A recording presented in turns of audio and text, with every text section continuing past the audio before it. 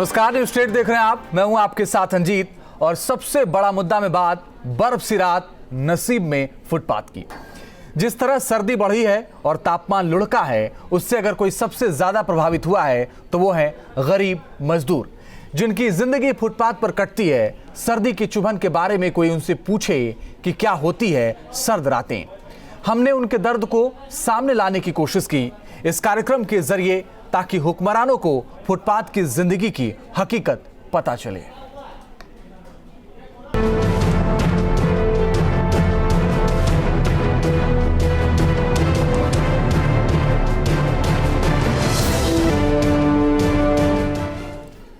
सर्द रातों का दर्द क्या होता है, ये तो रैन बसेरों में या फिर फुटपाथ पर रहने वालों से पूछिए कि गला देने वाली सर्दी कैसे शरीर में चुभती है। और इस चुभन को रोकने के लिए जब वो रैन बसेरा हो तो दर्द कम हो जाता है। लेकिन लखनऊ में सड़क के किनारे बसे रैन बसेरों को हटा दिया गया है। वजह है वो हादसा जिसमें रैन बसेरों में सो रहे 5 मजदूरों की मौत हो गई। लेकिन इसका उन पर असर पड़ा है जो रैन बसेरे के आसरे सर्दी से बचना चाहते थे। सड़क पर बना रैन बसेरा डालीबाग में कार के कहर का शिकार बना तो लखनऊ के डीएम ने शहर के उन सभी रैन बसेरों को हटवा दिया जो सड़क के किनारे बसे हुए थे। एक संकट से बचने के लिए प्रशासन ने यह फैसला तो ले लिया, लेकिन मजदूरों को इस गला देने वाली सर्दी के हवाले कर और भी बड़े संकट में डाल दिया। जी सर, यही कह रहे हैं, जिस दिन से दुर्घटना हुआ है उस दिन से कह रहे हैं कि रोड पे न सो। इससे पहले किसी को पता नहीं था कि कोई सोए कहीं कि कोई कहीं सोए, उसको कोई पता नहीं था। तो भगा देते, कहते यहाँ से भाग जाओ। अब क्या बताएं साहब? क्या कहते, सड़क पे नहीं सोना है? नहीं, ये ऊंचा देख के तो सो रहे हैं आदमी ना। क्यों? अब ऊंचा देख के इसमें जान बच जाएगी, इसलिए सो रहे हैं और रोड पे लेटे मर जाएं। रैन बसेरा तो हटा दिया गया, लेकिन गरीबों के लिए वैकल्पिक रैन बसेरे का इंतजाम प्रशासन की ओर से नहीं किया गया। न्यूज स्टेट की टीम ने डीएम से बात करनी चाहिए, लेकिन डीएम माने नहीं। राजधानी लखनऊ में सैकड़ों लोग जहां सर्द रातों में खुले आसमान के नीचे रात बिताने को मजबूर हैं, तो इस मुद्दे पर बात करने के लिए हमने डीएम लखनऊ से संपर्क करने की कोशिश करी तो उन्होंने मिलने से साफ इनकार कर दिया। वैसे लखनऊ में एक कहावत बहुत मशहूर है कि मुख्यमंत्री से मिलना आसान है, लखनऊ के डीएम से मिलना उतना ही मुश्किल है। रातों रात 50 से ज्यादा रैन बसेरों को सड़क के किनारे से हटा दिया गया। डीएम के इस फैसले की चौतरफा आलोचना हो रही है। इसमें संवेदनशील नहीं है, हमारे क्या एडमिनिस्ट्रेशन संवेदनशील नहीं है। उनको पूरी तरीके से इसका पहले से इंतजाम करना चाहिए था कि किसी संस्थाएं जो कर रही हैं वो अपने तौर पे अच्छे काम कर रही हैं, तो अब अचानक से संस्था के लगाए हुए आपको रैन बसेरे दिख रहे हैं और वो अचानक से उजड़ गए। अब वो सड़क पे जो लोग रह रहे हैं वो कहाँ जाएंगे? लेकिन महज इन आलोचनाओं से गरीबों को सर्दी से बचाने का इंतजाम तो नहीं किया जा सकता। सर्द रातों में खुले आसमान के नीचे हाड़ गलाने वाली हवाएं जब शरीर को छूती हैं तो एहसास होता है कि इस जहां में गरीबी सबसे बड़ी बीमारी है। जिला प्रशासन ने रैन बसेरों को तो खत्म कर दिया, लेकिन इस बात की सुध नहीं ली कि जो रैन बसेरों में रात बिताते थे वो कहां जाएंगे। रैन बसेरे खत्म हुए तो ये सभी मजदूर अब खुले आसमान के नीचे अपनी रातें बिताने को मजबूर हैं। वीडियो जर्नलिस्ट मोहम्मद फहीम के साथ Anil Yadav, news state Lucknow. Delhi NCR भी जमा देने वाली सर्दी से जूझ रहा है। गाजियाबाद में इस कड़ाके की सर्दी में रैन बसेरों का क्या हाल है, इसकी पड़ताल करने निकले हमारे संवाददाता हिमांशु शर्मा। सर्दी से बचने के लिए सबसे कारगर है अलाव, और गाजियाबाद के जीटी रोड पर हम हैं। यहाँ पर एक शेल्टर होम प्रशासन द्वारा बनाया गया है और अलाव की व्यवस्था भी यहाँ पर की हुई है। कुछ लोग बाहर भी बैठे हुए हैं जो कि अलाव के पास गर्मी ले रहे हैं। इस बात से आप अंदाज़ा लगा सकते हैं कि दिल्ली एनसीआर में सर्दी किस हद तक पड़ रही है। और अभी हम शेल्टर होम के अंदर जाएंगे, यानी कि रैन बसेरे में जाएंगे और अंदर का जायज़ा लेंगे कि प्रशासन द्वारा क्या इंतज़ाम रैन बसेरे के अंदर किए हुए हैं और कितने लोग अंदर हैं।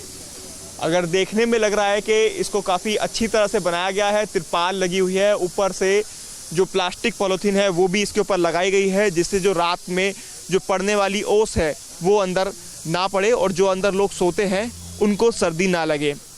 अंदर हम चलते हैं और देखते हैं अंदर क्या व्यवस्था प्रशासन द्वारा की गई है। गाजियाबाद में नगर निगम द्वारा जगह जगह इस तरह के शेल्टर होम बनवाए गए हैं। जिन लोगों को सर ढकने के लिए कोई आसरा नहीं है उनके लिए यहाँ पर व्यवस्था की गई है। आप अगर तस्वीरें देखेंगे तो यहाँ पर लकड़ी के तख्त बने हुए पड़े हैं और उन पर गद्दा बिछाकर लोग यहाँ सो रहे हैं। काफ़ी अच्छा इंतजाम नगर निगम प्रशासन द्वारा गाज़ियाबाद यहाँ पर किया हुआ है और तमाम ऐसे लोग हैं जो यहाँ पर सो रहे हैं सर छुपाने के लिए। जब कोई जगह नहीं मिलती तो ऐसे में बाहर से जो लोग आते हैं या जिनके पास घर नहीं है वो इस तरह के शेल्टर होम ढूंढते हैं जहाँ पर सर्दी से वो बच सकें। अंदर अगर तस्वीरें दिखाएंगे तो बहुत यहाँ पर बुजुर्ग हैं जो सोए हुए हैं, जो चैन की नींद ले रहे हैं। वजह है यहाँ पर व्यवस्था का अच्छा होना। लेकिन कुछ लोग हैं यहाँ पर जो अभी भी जगह हैं, उनसे हम बात करेंगे और जानेंगे किस तरह की व्यवस्था यहाँ पर की हुई है और उन्हें कोई दिक्कत या परेशानी तो नहीं है। क्या नाम है आपका? फरमान। फरमान, कब से आते हो यहाँ पर, कब से सो रहे हैं? हो गए कम से कम 18-19 दिन हो गए। सभी व्यवस्थाएं हैं यहाँ? हाँ, इंशाल्लाह सब व्यवस्था है। अलाव भी लगा हुआ है बाहर और लाइट भी है यहाँ पर? सब कुछ व्यवस्था बहुत बढ़िया। ठंड नहीं लगती है रात में? 25-30 तो आदमी आ जाते हैं, बाकी एडजस्ट कर लेते हैं। एडजस्ट कर लेते हैं 2-3। लेकिन अभी भी बहुत से लोग हैं जो बाहर सड़कों पे सो रहे हैं। जी, हम लोग ऐसा करते हैं कि बाहर से लाके 10 बजे के बाद। बिल्कुल, आप क्या कहना चाह रहे हैं बताइए। मैं ये कह रहा हूँ कि 10 बजे के बाद हम लोग देखते हैं, 11 बजे के बाद, कि कौन आदमी कैसी स्थिति में बाहर सोया हुआ है, उसको लाके हम यहाँ व्यवस्था करते हैं, उसको यहाँ सुलाते हैं, समझ गए? बिल्कुल, तो देखिए साफ इनका कहना है जितनी व्यवस्था यहाँ पर है उस व्यवस्था का पूरा फ़ायदा ये उठाते हैं। जितने मैक्सिमम लोग इसके अंदर लाए जा सकते हैं उनको लाया जाता है।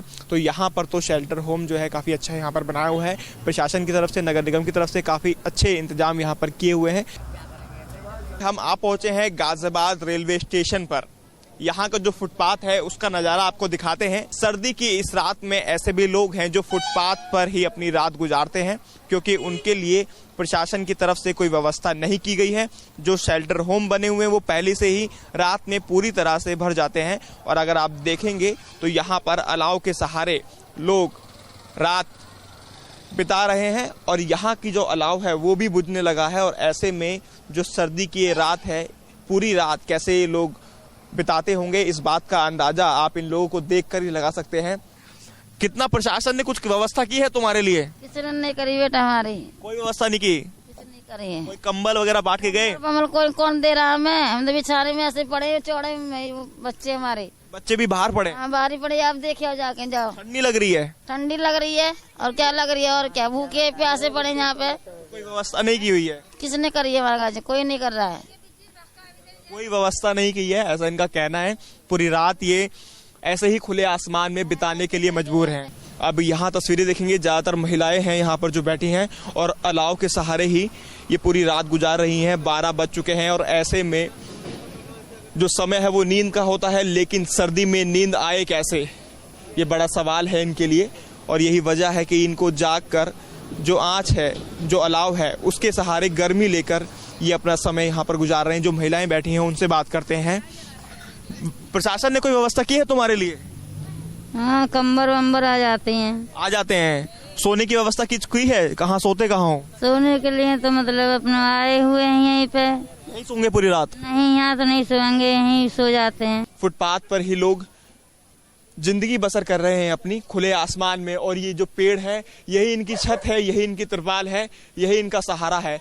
और इस बहाने से इनको ये लगता है कि शायद जो ओस रात को पड़ती है वो इस पेड़ की वजह से ना पड़े और इनको सर्दी ना लगे। ये गाज़ियाबाद प्रशासन द्वारा रैन बसेरे तो बनाए गए हैं, लेकिन उनमें इतनी व्यवस्था नहीं है कि सभी लोग उसमें जाकर अपनी रात गुजार सकें।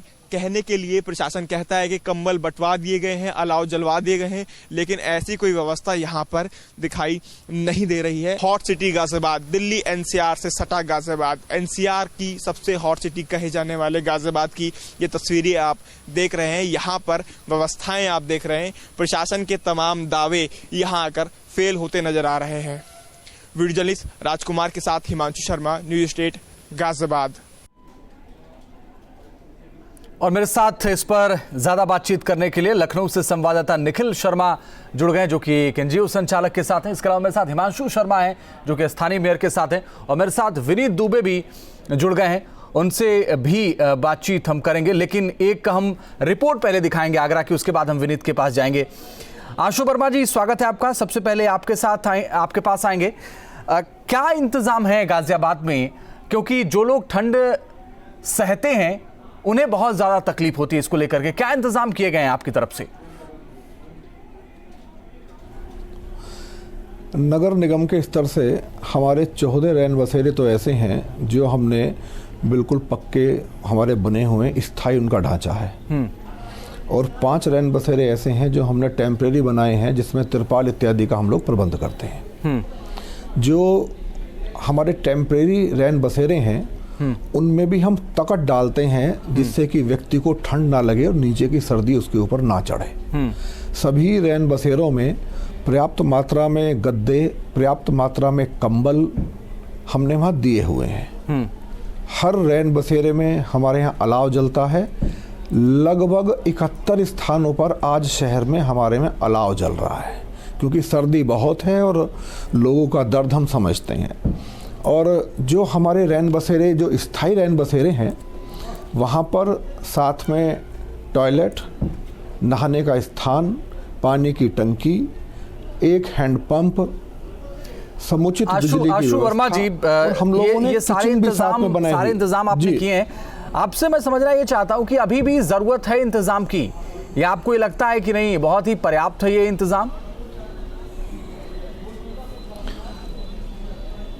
देखिए, लगभग 700 लोगों का इंतजाम वर्तमान में हमारे पास है, और कई स्थानों पर तो हमने इंतजाम को 2 भागों में बांटा है। यानी कि जो हमारे हॉल हैं उनमें हमने 2 भागों में बांटा कि एक भाग में पुरुष रहें और एक भाग में स्त्री रहें। इस तरह की व्यवस्था भी हमने अपने शहर में की हुई है।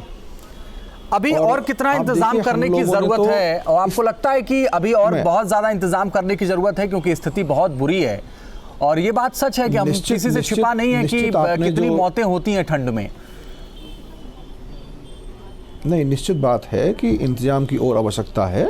उसको हम देख के जहाँ पर हमारे रैन बसेरों में ये स्थिति होगी कि जहाँ आदमियों की या हमारी महिलाएं अधिक संख्या में होगी, हम वहाँ अधिक। ठीक है, मैं आता हूँ आशु वर्मा जी, और भी तमाम सवालात हैं आपसे, लेकिन मेरे साथ निखिल शर्मा है, लखनऊ में है, प्रदेश की राजधानी है लखनऊ, एक एनजीओ संचालक के साथ भी वो खड़े।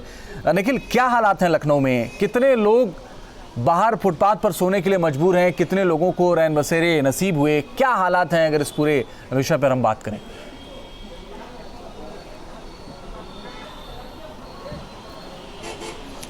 अंजित, बिल्कुल, राजधानी लखनऊ की बात करें तो जैसे जैसे राजधानी लखनऊ में सियासी पारा बढ़ता जा रहा है चुनाव को देखते हुए, वैसे वैसे मौसम का जो पारा है वो गिरता जा रहा है। 2 दिनों पहले 2 डिग्री सेल्सियस तापमान था। कल की बात करें तो 1.5 डिग्री सेल्सियस देर रात जो है पारा रिकॉर्ड किया गया। आज की बात करें तो मौसम विशेषज्ञों का मानना है कि 1.समथिंग के आसपास पारा रह सकता है, यानी 0.5 तक पारा गिर सकता है। तो ठंडक बहुत है। लेकिन अगर बात करें रैन बसेरों की, तो रैन बसेरे भी लगाए गए हैं। सरकारी इंतजाम नाकाफ़ी है। यही वजह है कि तमाम एनजीओ ने भी इसमें आगे कदम बढ़ाया है। तमाम जगह एनजीओ ने रैन बसेरा लगाया है। ये राजधानी लखनऊ का परिवर्तन चौक इलाका है। यहाँ एक रैन बसेरे की तस्वीर हम आपको दिखाएंगे।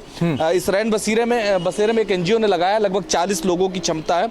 कई जगह ये रैन बसेरा लगाया गया है, मेडिकल कॉलेज से लेकर राम मनोहर लोहिया हॉस्पिटल, जो एनजीओ संचालक हैं, पॉलिटेक्निक चौराहा, तमाम ऐसी जगह है जहाँ रैन बसेरा लगाया गया। लेकिन सबसे अहम चीज ये है वो क्या नाकाफी है वो जो मदद मिल पाती है?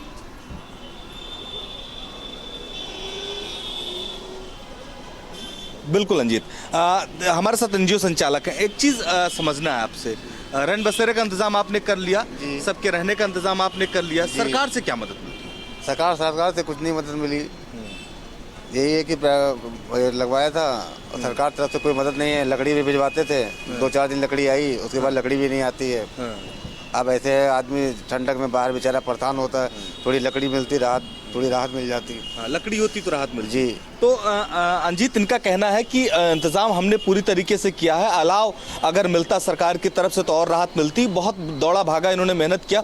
2 दिन अलाव की निखिल एक और सवाल उनसे पूछे जल्दी से, क्योंकि मेरे पास वक्त कम है और आगरा भी जाना है। इनके पास जो इंतजाम है, पिछले दिनों सड़क हादसे के बाद जब 5 लोगों की मौत हुई, उसके बाद सड़क किनारे रैन बसेरों को हटा दिया गया। उनको हटाने के बाद किस तरीके की तकलीफ लोगों को हुई?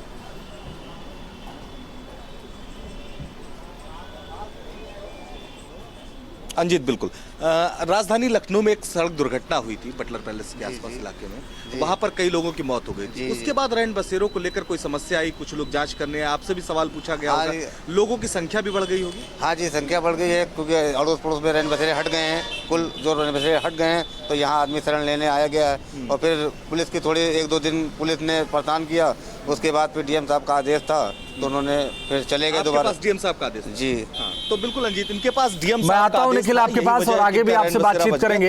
और विनीत आपके पास भी मैं लौट रहा हूं, लेकिन पहले एक रिपोर्ट दिखाना जरूरी है क्योंकि पिछले 1 हफ्ते से पड़ रही ठंड ने लोगों की मुसीबतें बढ़ा रखी हैं।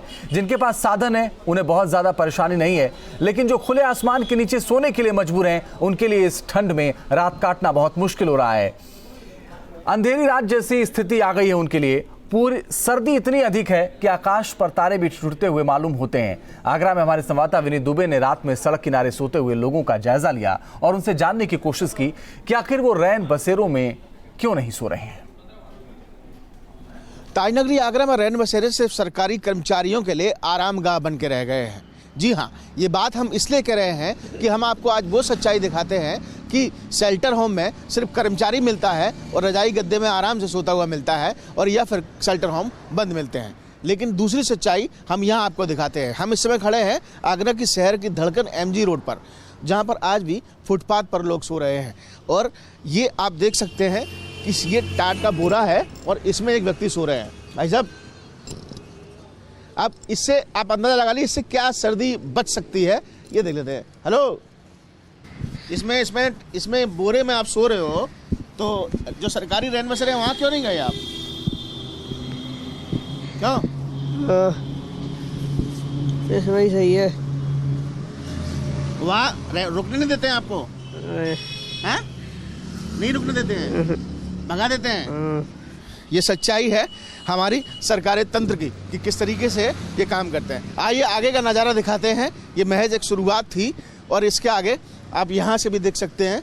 ये बुजुर्ग महिला है, ये फुटपाथ पर बाहर लेटी हुई हैं। ये एक बुजुर्ग हैं, ये भी यहाँ लेटे हुए हैं। चलिए आगे थोड़ा चलते हैं और यहाँ के हम नज़ारा थोड़ा आगे दिखाते हैं कि यहाँ फुटपाथ पर भी कुछ लोग यहाँ सोते हुए दिखाई दे रहे हैं। ये देखिए आप,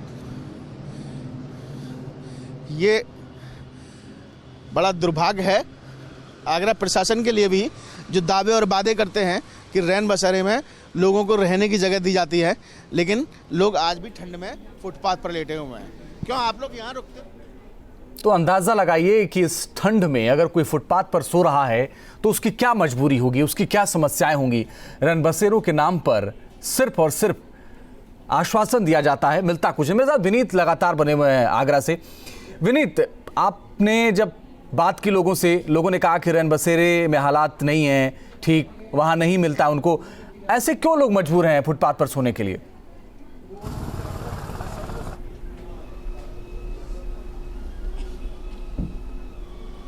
देखिए, सबसे बड़ी अफसोस की बात यह है कि यहाँ का प्रशासन भी इस बात को नहीं समझना चाहता और ना ही फुटपाथ पर सोने वालों का दर्द समझता है। एक बार भी प्रशासन ने ये कोशिश नहीं की कि उनके लिए अलाव की व्यवस्था की जाए और रैन बसेरों पर एक टीम बनाकर ये चेक किया जाए कि जिनको ज़रूरत है वो रैन बसेरे में हैं या नहीं है। फुटपाथ पर जो लोग सो रहे हैं उनसे पूछने की कोशिश नहीं की वो लोग फुटपाथ पर क्यों सो रहे हैं। जब कल न्यूज स्टेट की टीम ने वहाँ पड़ताल की और वहाँ पर जानने की कोशिश की तो उन लोगों का साफ साफ ये कहना था कि उनसे 10-20 रुपये मांगे जाते हैं रैन बसेरे पर पहुँचने के बाद, जो उनके पास नहीं होते हैं। क्योंकि फुटपाथ पर सोने वाले वो लोग होते हैं जो फुटपाथ पर दिन में जो कोई कबाड़े का काम करता है, कोई गुब्बारे बेचने का काम करता है ट्रैफिक सिग्नल पर, इस तरीके के लोग मुझे वहाँ सामने मिले। और हालात ये थे कि बोरे में वो लोग सो रहे थे। बड़ा एक अजीब सा दृश्य था। मैं भी उस बात को समझ नहीं पा रहा था और देख नहीं पा रहा था कि आखिर प्रशासन जो न्यूज़ के सामने, समाचार चैनलों के सामने दावे करता है कि हमने आज इतने कंबल बांटे, इतने अलाव लगा दिए, इतने रैन बसेरे बना दिए, वो सब बेमानी थी। हम सीधे जनता के पास चलते हैं और इनसे पूछते हैं कि क्या आपको पूरे शहर के अंदर कहीं लगा कि अलाव की व्यवस्था है या रैन बसेरों में कोई उचित आदमी रुका हुआ है? नहीं, कहीं कोई अलाव की व्यवस्था नहीं है। मैं बाजार में गया था, मार्केट में गया था, कहीं भी कोई अलाव की व्यवस्था नहीं है। और इस बार इतनी ज़बरदस्त सर्दी पड़ रही है कि लोगों को घर से निकलना भी दुश्वार हो रहा है। इतनी सर्दी है कि हाथ पैर कांपने लग जाते हैं, हड्डियों तक पहुंच जाती है और बहुत ही ज़्यादा दुश्वार आग देने वाली सर्दी पड़ रही है। आप बताइए, आप स्टूडेंट हैं, आप युवा हैं, आपको लगता है कि आपको शहर में कहीं कुछ दिखाई देता है कि नहीं, ऐसा कुछ नहीं है। गरीब जितने भी सब परेशान हैं, फुटपाथ पे सो रहे हैं, उनके पास कंबल भी नहीं है, अलाव भी नहीं लगा हुआ है। बहुत ज़्यादा ही परेशान है पब्लिक इस समय, और गरीब तो बिल्कुल ही ज़्यादा है। फुटपाथ पे जो सो रहे हैं वो तो बहुत पीड़ित हैं इस समय। जी, आप भी क्या काम करते हैं, कुछ मजदूरी करते हैं, क्या करते हैं?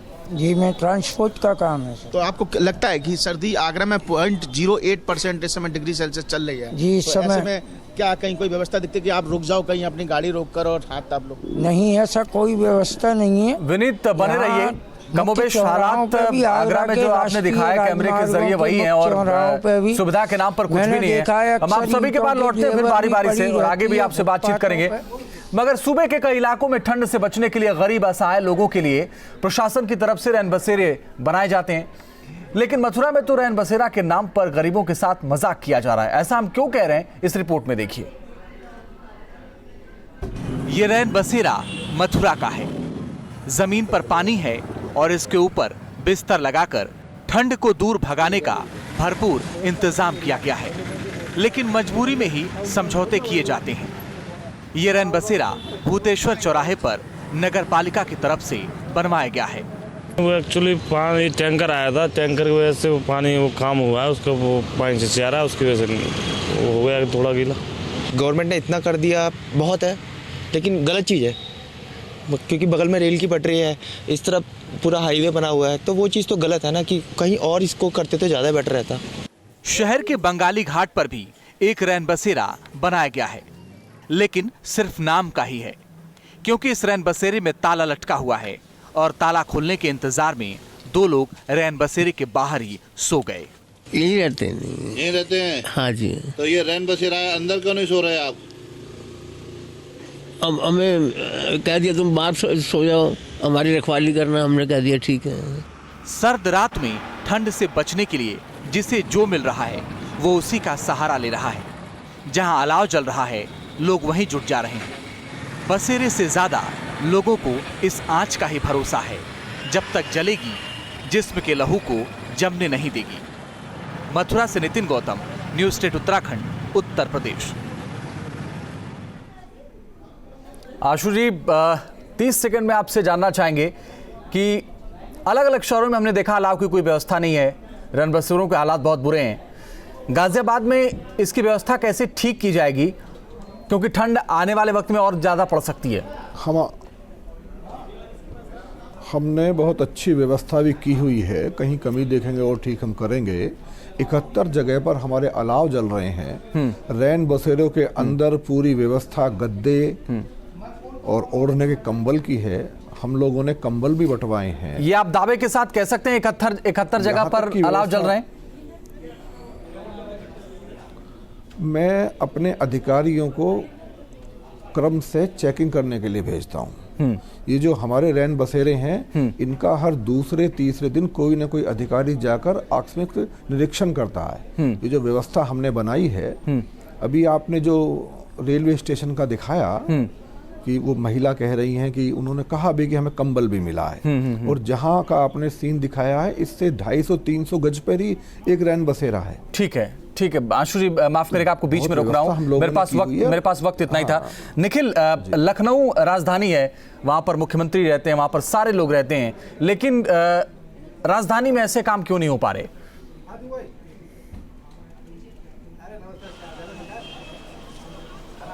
अंजित, बिल्कुल सबसे अहम सवाल यही है कि राजधानी है, सूबे की राजधानी लखनऊ है, ऐसे में यहाँ इंतजाम काफ़ी नहीं है। दरअसल अगर बात करें पूरे उत्तर प्रदेश से तमाम लोग आते हैं, पश्चिमांचल से लेकर पूर्वांचल तक के लोग आते हैं, तमाम सरकारी विभाग हैं यहाँ। ऐसे में लोग अपने काम के लिए आते हैं, ठंडक में उनके पास कोई जगह नहीं होती, तो रैन बसेरों की कोशिश करते हैं उन्हें रैन बसेरा मिल जाए। ठीक है निखिल, मेरे पास वक्त इतना ही था, आपको बीच में रोकना पड़ रहा है। विनीत, बहुत संक्षेप में आपसे जानना चाहेंगे कि जब ये हालात को लेकर आपने अधिकारियों से बात की कि ऐसा क्यों नहीं हो पा रहा है कि अलाव नहीं जल पा रहे, ऐसा क्यों नहीं हो रहा है कि लोगों फुटपाथ से लोग रैन बसेरे में सोएं, तो क्या जवाब था?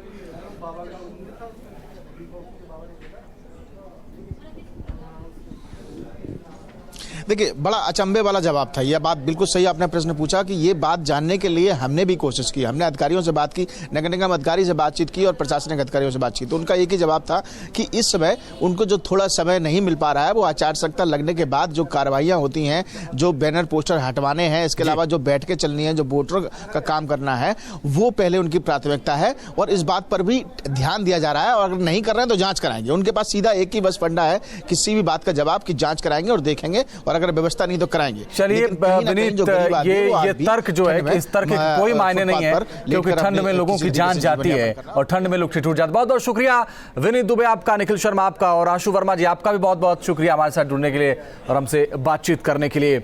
इसी के साथ सबसे बड़ा मुद्दा में बस इतना ही।